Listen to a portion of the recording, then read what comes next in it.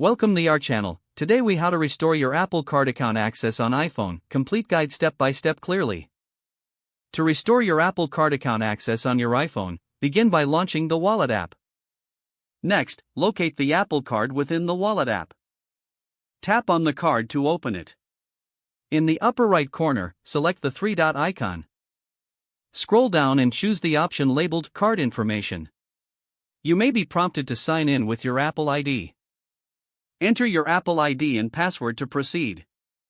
If you have two-factor authentication enabled, check your trusted device for a verification code. Input the verification code when prompted.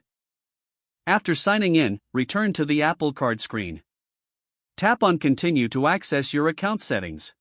If you experience issues, consider restarting your iPhone. After restarting, open the Wallet app again. Revisit the Apple Card and check for any alerts. If you still cannot access your account, check your internet connection. Ensure you are connected to Wi-Fi or have a stable cellular signal. Next, visit the Apple Support website for further assistance. Select the section dedicated to Apple Card support. Follow the prompts to get help restoring access. If necessary, contact Apple Support directly through the app or website. Provide them with any relevant information about your account. Wait for their guidance to complete the restoration process. Once complete, verify your account access. You should now have full access to your Apple Card account on your iPhone. If the page does not load, refresh the browser or try again in a private or incognito window.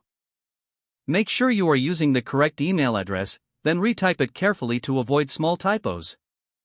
If your password is not accepted, use the reset option and create a new strong password you can remember. Check your spam folder for verification or security emails, then complete any requested confirmation steps.